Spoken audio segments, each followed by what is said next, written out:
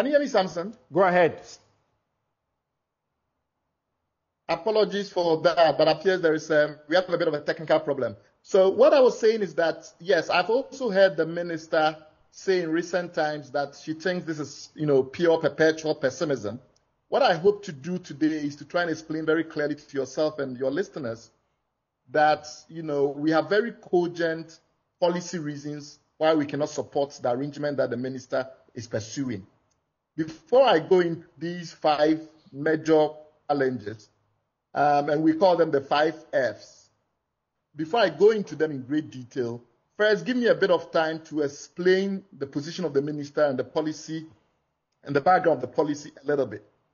So what the government is saying is that if you read carefully all the things they've said in the past and more recently, that we have a monopoly in the industry, and there's no point being coy about it, that MTN is that monopoly.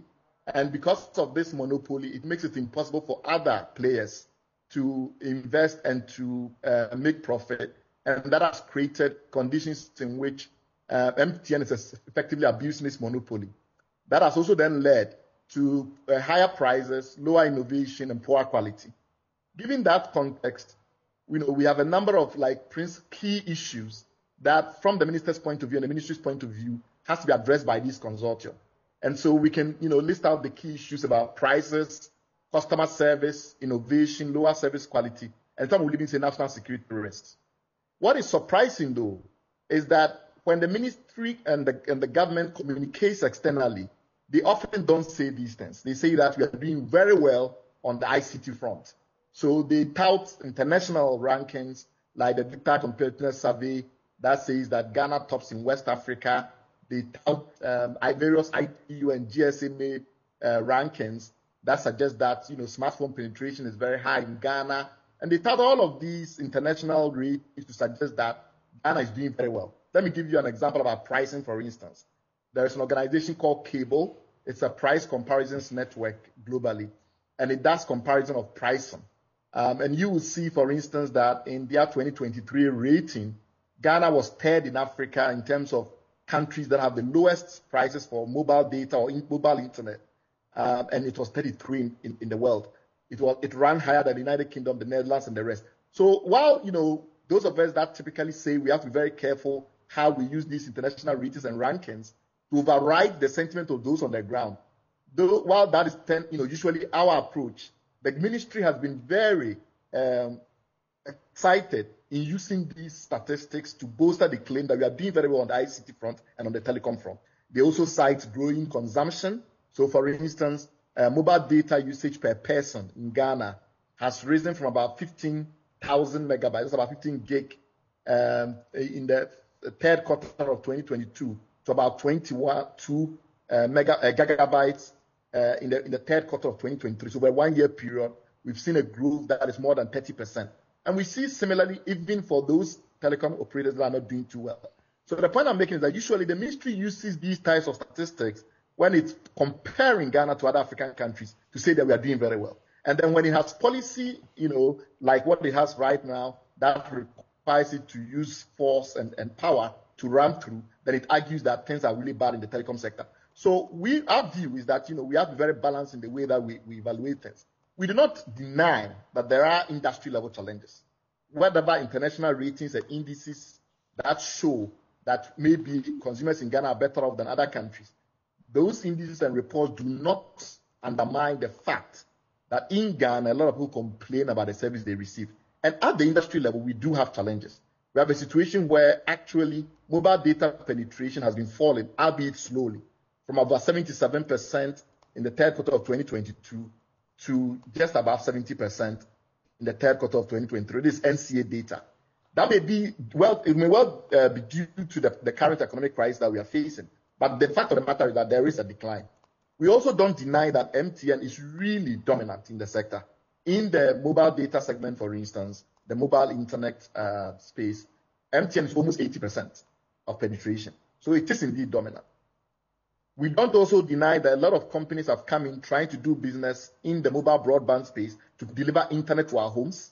These were specialized companies, of them, Surfline, Blue Telecom, Broadband Home, Busy Internet. and all of them have collapsed. The only one that is still, theoretically still playing is Telesol. But if you look at, the numbers that they've been reporting, it's very significant. So we've seen just in a 1 year period from the late 2022 to late 2023, the amount of bandwidth that goes through these companies collapsed from about 6.5 thousand gigabytes or thereabouts to nothing.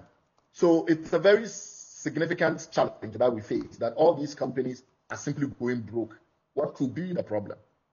And the government, of course, says that the reason why we are seeing massive challenges in subscription, both in the mobile and the fixed data space. And we have to be very careful that we distinguish between the two. So there is the internet and the voice calls you're able to make on your phone, which we call mobile or cellular. And then there is the phone calls and things you can make from a landline or the internet that will come to your home through a cable or a fiber. They are not the same kind of technology, and sometimes we separate them to analyze. So I've just shown you the data for mobile internet. On the screen now, you see the data for fixed broadband and fixed voice telecommunications. And also, so we see that both in fixed broadband and in the mobile telecom segment, we've had some challenges with subscription of late. There is also the truth, though, that often when we say that MTN is a monopoly, and we focus therefore on the cellular space, we don't consider the fact that Vodafone, now Telecel, is also a monopoly in the fixed space. So essentially, when you look at the fixed, your landline services at Joy FM, when you look at the internet that comes into Joy FM, right now, for broadband, wireless, and for fixed voice telephone in Ghana, Vodafone's domination is higher than even MTN's domination in mobile and cellular. The reason why we don't complain about it is that Vodafone has been striving to make money, notwithstanding its monopoly. So it tells you that monopoly is not always the only reason why a company may be doing very well or a company may be making profits, whereas everybody else is failing. So that's an important point for us to bear in mind, that we have other monopolies in the telecom sector that are not necessarily doing so well because of other factors. And maybe those factors should be looked into more closely than assume that it's all about monopoly. Other background issue that I also thought was important, because it's come up several times, is the ministry's claim that we have only 15% 4G penetration. That data is simply not true, because the NCA, which is its own specialized regulatory agency, tells us that the penetration rate for 4G is almost 30%. And this is as far back as January 2023. So if we use the usual trends in mobile internet that we've seen, I showed you earlier on in the previous graph, we may well be around 40% access to 4G telecommunication. But that is purely on account of the handsets, right? So your handset has to be enabled for you to receive the 4G. If you buy a handset that has no capability to receive 4G, you won't get 4G. So if you ask MTN, they will say that they already have 99.3% of all their cell sites able to deliver 4G. It's just that they don't have enough customers, or rather they don't have all their customers with their handsets that can benefit from that 4G. The ministry may decide not to accept that fact, but nobody has controverted it at the NCA level. We may have to take it for the truth. But let's say, despite all that I've said to you, the fact that the monopoly is not only on MTN side in the mobile and the cellular space, but also we have some monopoly in the fixed space. The fact that 4G is already gone, penetrated all the cell sites, despite what the ministry claims. The fact that what the ministry's claims about 15% penetration is not true. Let's forget all about them and just assume that what has been said is correct, and that is that the MTN monopoly is the source of all the problems that we are facing. Then the question then arises, which is exactly the question that you asked me, is the proposed solution truly viable? And I think that is where we should focus our energy. So accepting that MTN is this monster that is trampling the nation, etc., does not stop us from then beginning to scrutinize the actual solution that the minister has proposed. The minister doesn't explain how, by getting a new company to own the towers that provide 5G, and maybe the fiber optic that connects those towers together, and the cell sites, etc., the micro cell site that you need to use for 5G to work, getting a company to put all that in, or take over one of the existing networks and upgrade it, whatever method that they use. They do not explain clearly how that will lead to MTN becoming less powerful. Because MTN already has the subscribers. And if you say this entity will sell the 5G to anyone that buys on a fair basis, then why wouldn't MTN simply buy those services and continue to provide the services to its existing 4G customers. That is not clear, but there are bigger problems. And these are the 5 main problems that I warned you about. The first problem is that the minister claimed there are big international companies, Tech Mahindra, Nokia, Microsoft, Radisys, which is the company that is affiliated with Geo Reliance, one of the world's largest 5G operators in India. And he's mentioned these companies as part of a consortium. Normally, if you say a consortium, like you rightly pointed out, Samson, you mean that there is a special purpose vehicle in which all the companies have an interest. And that's why you're saying it's a consortium. But when we actually look at the creation details of this entity called NextGen Infraco, which is represented as a consortium, we don't see a consortium. These are the current owners of NextGen Infraco, the shareholders. Integrated Legal Consultants is a law firm in Ghana that is run by someone called Olusula Ogundimu. And then we have KNet, but KNet has only 5%, bear that in mind. And then we have Ascend Digital, about which we have a lot to say. Critically, Ascend Digital and Integrated Legal Consultants own almost 95% of the company. But even more fascinatingly, they filed for only one beneficial owner, and that beneficial owner is Olusula Ogundimu. So by law, and you are the lawyer, if the beneficial owner of the company is Olusula Ogundimu, who is a private legal practitioner and runs a law firm called Integrated Legal Consultants, we cannot in good faith say that we have a consortium represented by a special purpose vehicle that has 7 international companies as members. That is not viable. We also know that, yes, KNet is a very respected, long-standing company in this country.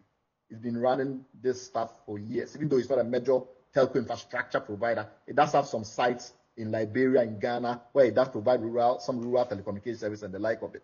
But the truth is that KNet is also saddled in similar issues around monopoly, imposed monopoly by the ministry. You're probably aware that the private broadcasters, of which Joy is a member, I presume, have sued the government because they are trying to force everyone to pay KNet for access to the national digital terrestrial television platform. That's right. And it's the same issue that we are facing, that the government has imposed a monopoly from nowhere for claims that this particular monopoly is providing contribution-linked services and things like that. So my view is that KNet is now, even though it has its own historical pedigree, is beginning to look as if it's part of this clique of Ascend Digital and others, which we will explain in a moment, typically represented by Integrated Legal Consultants. What do we mean? We mean that since this particular minister took the helms of affairs of our telecommunications matters in this country, we see a number of companies regularly getting contracts from the government. Ascend Digital is one of them. It has an entity called Smart Infraco. It's the company that the World Bank Heat Transfer money to connect post offices, clinics, etc., was given to without approval from the PPA. It did a single sourcing without authorization, went back to the PPA to get ratification. In the Kelly GVG case, during that tender, it was this Integrated Legal Consultants that I'm mentioning that sent the representatives to represent all the key tenderers. So essentially, you have a tender and you have competing tenderers. And yet still, the representative of those tenderers came from a law firm called Integrated Legal Consultants. And that same company, that's in the case of the Kelly matter, that same company is also represented in Ascend Digital Matters. This Angela Onwuka woman who owns Smart Infraco and is the beneficial owner, and so also one of the beneficial owners of Ascend Digital, came through the recommendation of this Ascend Digital company.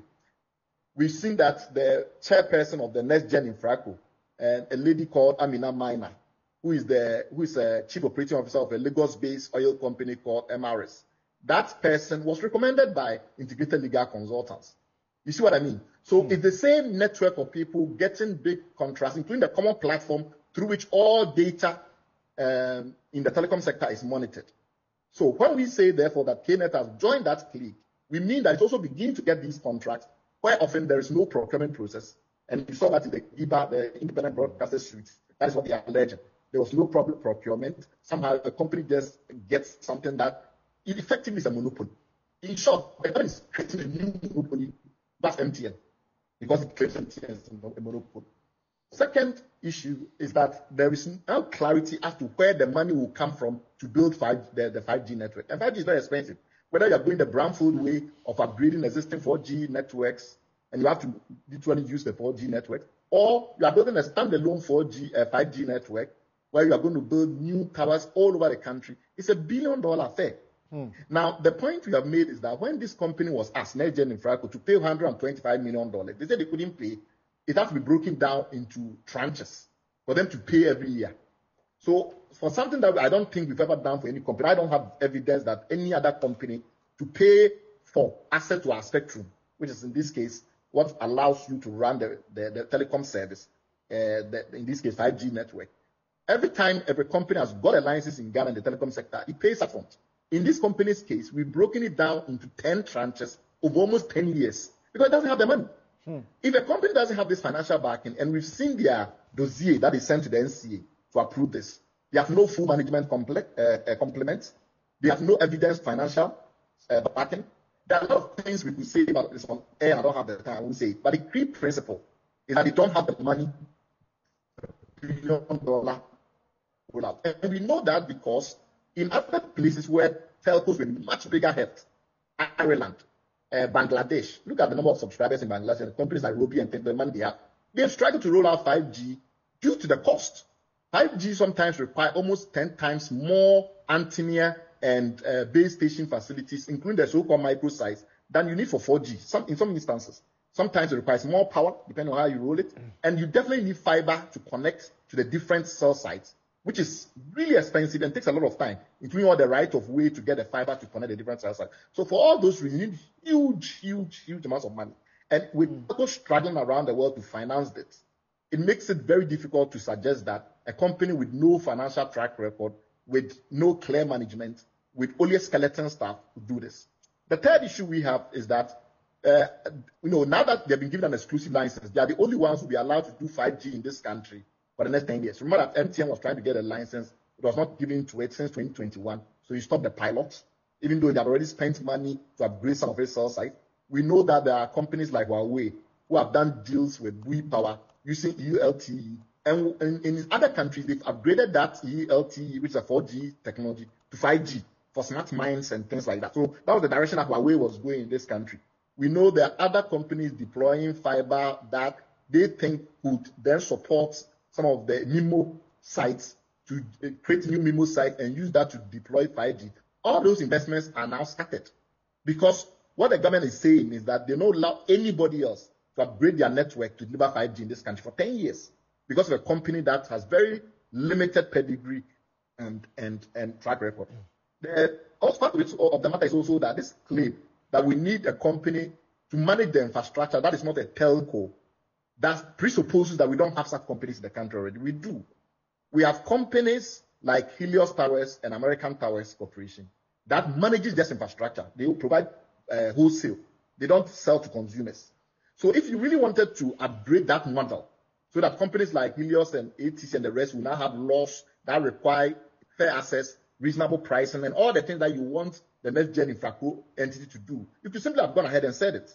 That, you those companies that are operating towers and things like that, we don't want the telcos controlling you through crony contracts anymore. What we want now is that there's going to be a national framework. Any company that wants access to those towers and the like, that company will, on the basis of a national framework, have the right to access the network without discrimination. We didn't do any of that for money. However, it has an exclusive license that it can use to more or less extort and strong arm other operators to sing his tune. And the danger with it is that it's the same group that controls Airtel Tigo, that controls the common platform, and controls other national telecom assets. So we are working very carefully and diabolically to construct a new monopoly that controls multiple telecom assets. That for us is very dangerous. Our last critical issue is that would then lead to a situation where you fragment the sector further because you have MTN and some of the other bigger telecom companies like Telisa and the rest that already have infrastructure in place and contracts, long-term contracts with Helios and others. It's not easy to get out of those contracts to go and rent new towers from some new company. So you have a situation where the company with the biggest subscriber base doesn't get on board this network potentially. Where would the money then come from? Because their subscribers' money that will go to feed this company, to enable this company to continue the rollout nationwide. our argument is that when you take all of that into account, you come to the conclusion that this will lead to worse outcomes for consumers. Where do we have examples of similar things that have tried this model? And the GSA have documented the outcome very carefully. Kenya, Russia, Rwanda, Mexico, South Africa, all of them abandoned it midstream because it's too complicated, very difficult. The companies have existing contracts. They have their own infrastructure in some cases. It's just so hard to impose that all of them abandoned apart from Rwanda. Rwanda went all the way through from 2017. Then 2022, Rwanda backed out because it didn't make sense. And after Rwanda backed out, things are moving on well. Nothing has changed. They've just improved their governance of the existing competition laws and the competition framework to make sure that no company can abuse any standing it has. Because, for instance, if you have cell towers more than everyone else, in the Philippines, for instance, the National Open Access Policy requires you to rent it out if some other company wants to use it because of co-location rules. So there's no real reason why we can't use similar things like that. There are a lot of frameworks around the world where countries use national open access framework, which are laws, and do not build a whole new company to do it. And the countries that have tried, like Rwanda, have backed up. Those are the 5 reasons which is the 5 Fs, why we are reaching the government's 5G policy with F.